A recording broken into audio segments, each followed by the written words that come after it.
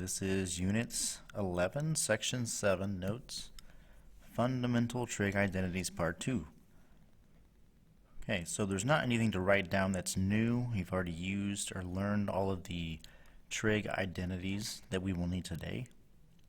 So you should have the reciprocal identities, the quotient identities, and the Pythagorean identities. Those are the only things you need to do today's lesson. Today is more of applying those identities to rewrite, rearrange, simplify these expressions. Okay, so number one, we have 1 over cosecant squared minus 1. We want to simplify this, right? Okay, these should simplify as far down as you can. I won't say every time, but the ones that I have, that I write, all condense down into one term, one trig function at the end. Okay. So number one, we have 1 over cosine squared minus 1. Well, if you look at trig identities, you should notice that we have cotangent squared plus 1 is cosecant squared. So if I move this 1 over here, it becomes minus 1. And notice now we have cosecant squared minus 1. That's what we have here. And it is equal to cotangent squared by itself. So I can rewrite this fraction as 1 over. I replace all of that with just cotangent squared theta. Okay. Now we have 1 over cotangent squared. How can we rewrite cotangent? You can use the quotient identity and do cosine over sine, but then you'd have 1 over a fraction, which you can do. Or if we know that tangent squared, or just tangent, right? So we'll just say tangent by itself is 1 over cotangent. Well, if cotangent is squared, that just means tangent becomes squared. So it's the same thing. So now I can flip that, and my final answer would be just tangent squared of theta. And that's it. So we took that fraction and reduced it down into one term. Okay, number two. Number two has a little bit more to it. What I try to do is, when I do these, I try to get rid of fractions first. And then I try to focus on Pythagorean identities, because those will take two things out and replace it with one, so that's good. And if all else fails, you should be able to change everything into cosine and sine and go from there. So you could just start off and do everything sine, cosine, and then simplify, reduce. That would work. You might end up with more steps depending on the question. But we'll go ahead and, so fractions, right? I want to get rid of fractions first. So I want to get rid of this fraction. Okay, how can I do that? I got to change the bottom into one term, one thing, because I can't just flip that like it is. Okay, so that means I'm going to focus on just 1 minus cosine squared first. Alright, so anything that's squared, and, well, okay, if you have two things that are squared or something squared with a 1, chances are you could use a Pythagorean identity. So let me go over here. So that's 1 minus cosine. Well, we know if I have sine squared plus cosine squared, that equals 1, right? Now this is 1 minus cosine. So if this cosine squared comes over here, it would become minus. Now look, I'm left with just sine squared theta, and that is 1 minus cosine, which is what we have. So that means I can replace the bottom part of that fraction with just sine squared. So I'm going to do that. I'm going to leave everything else alone for now, because I'll just do one thing at a time. That way we don't go too much too fast. So 1 over sine squared minus cotangent. Okay, so we condensed that down. Now I can focus on getting rid of this fraction right here. Okay, 1 over sine squared, what is that? I can change that, right? We should know that cosecant squared equals, well, sorry, let me just say cosecant theta is 1 over sine theta, right? And again, if sine is squared, that just means cosecant is squared. No different. So again, I'm going to change just that. So we have tangent theta times cosecant theta, parentheses.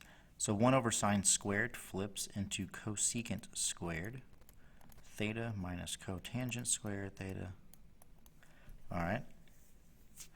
Now look, I have two things that are squared. Remember, if you have two things that are squared or a square with a 1, there's a good chance you could use Pythagorean identity. And cosecant squared minus cotangent squared, if we know or recall, cotangent squared plus 1 equals cosecant squared, right? And if I move this cotangent over here, that becomes minus cotangent squared. So look, I have cosecant minus cotangent, so that just equals 1. Alright, so that would give me tangent theta times cosecant theta times 1. So really, I don't need that part, right? Because times 1 doesn't change anything. So now I'm focusing down on tangent times cosecant. Now, we don't have anything that's squared, so the fail-safe, right, after you do everything you can, or you think you can, change everything into sine and cosine only, and you should be able to find your answer. So tangent, we know, is sine theta over cosine theta, times cosecant is 1 over sine theta. Now look at that. Since we're multiplying, we can cancel out these two, or they reduce to 1. Alright. So what I'm left on top, I'm just left with 1. On the bottom, I just have cosine theta.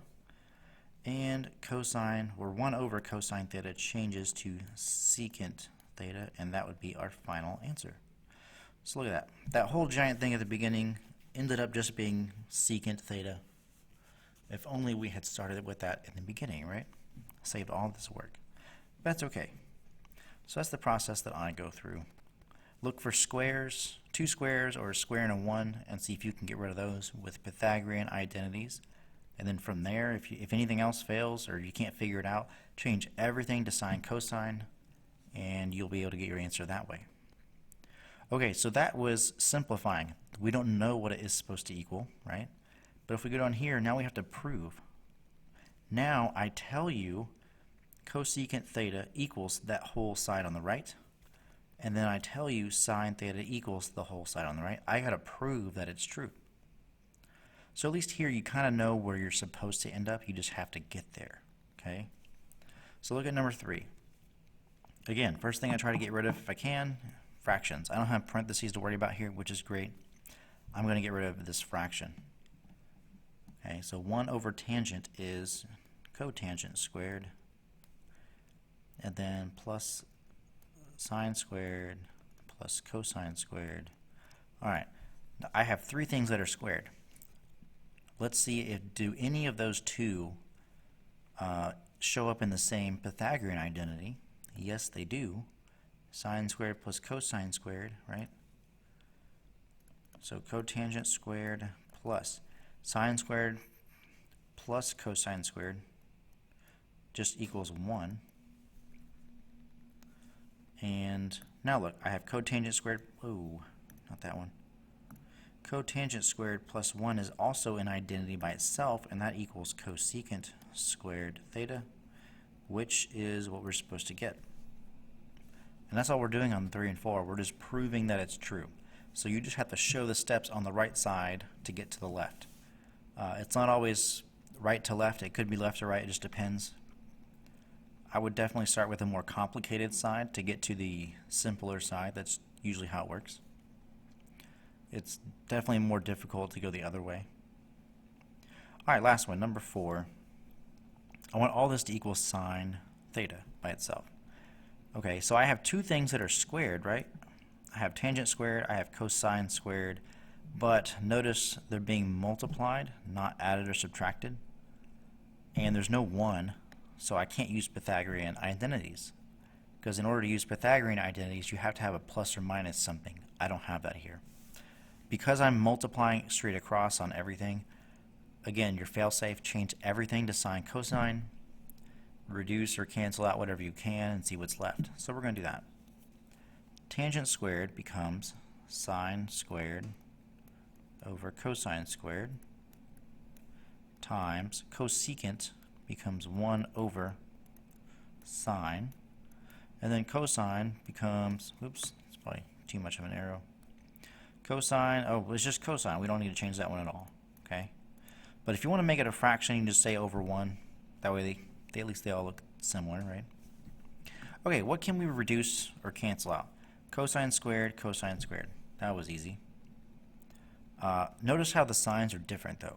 The top one is squared, the bottom one is not. That is the same thing as saying I have sine times sine on top, because I have 2 of them. That's what square means. And on the bottom, I just have 1.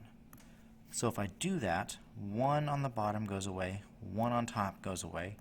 I'm left with just sine theta by itself, which is what we're supposed to get. So I think these are probably easier because you at least have an idea where you're going, versus the first two, you have no idea where you're going. You just got to hope you get to the right place. But yeah, that is section 7.